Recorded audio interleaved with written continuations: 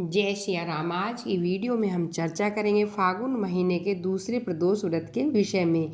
इसके फलस्वरूप व्यक्ति को धन सुख ऐश्वर्य भी प्राप्त होता है, माँ लक्ष्मी प्रसन्न होती है और इस दिन शिव जी की चंद्रमौलेश्वर रूप में पूजा की जाती है। कहते हैं त्रयोदशी तिथि के दिन शिव जी कैलाश पर शाम को नृत्य करते और देवी देवता उनकी आराधना करते हैं। शुक्र प्रदोष 22 मार्च 2024 को सुबह 4:44 पर शुरू और अगले दिन 23 मार्च 2024 को सुबह 7:17 पर समाप्त।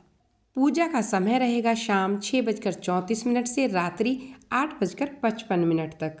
पुराणों में बताया गया है कि त्रयोदशी की रात के पहले पहर में जो व्यक्ति शिव प्रतिमा के दर्शन करता है उसके समस्त समस्याएं हल हो जाती है। खासकर शुक्र प्रदोष व्रत के दिन प्रदोष काल में शिवलिंग का पंचामृत से अभिषेक करने पर सुख के साथ हर काम में सफलता मिलती है, घर में बरकत होती है।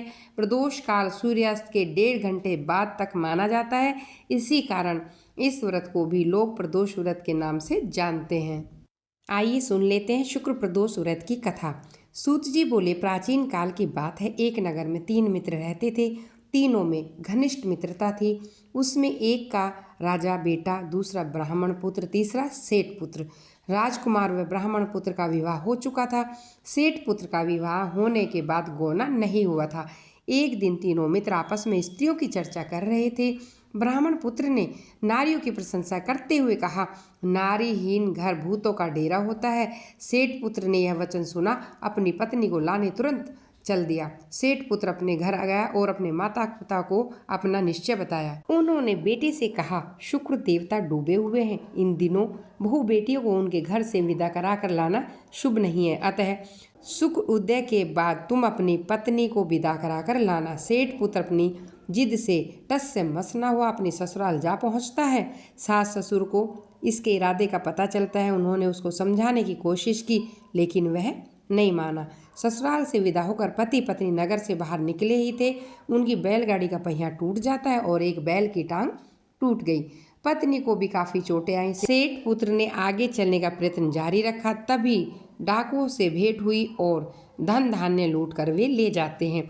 सेठ का पुत्र पत्नी सहित रोता पीटता अपने घर पहुंचता है। जाते ही उसे सांप ने डस लिया। उसके पिता ने वैद्य को बुलाया। उन्होंने देखा कि उनके पुत्र की उम्र कम है, वह 3 दिन में मर जाएगा। उसी समय इस घटना का पता ब्राह्मण पुत्र को लगा। उसने सेठ से कहा, आप अपने लड़के को पत्नी सहित बहू के घर भेज दीजिए, सारी बाधाएं अपने आप दूर हो जाएगी। यदि वह वहां पहुंच जाएगा तो बच जाएगा। सेठ को ब्राह्मण पुत्र की बात जच गई। अपनी पुत्रवधू और पुत्र को वापस लौटा दिया। वहां पहुंचते ही सेठ पुत्र की हालत ठीक हो गई। उसके बाद इन्होंने शेष जीवन साथ साथ सुखपूर्वक व्यतीत किया। मृत्यु के बाद स्वर्ग लोक को गए। शुक्र देवता की जय। ये थी शुक्र व्रत कथा, यानी कि शुक्र प्रदोष कथा।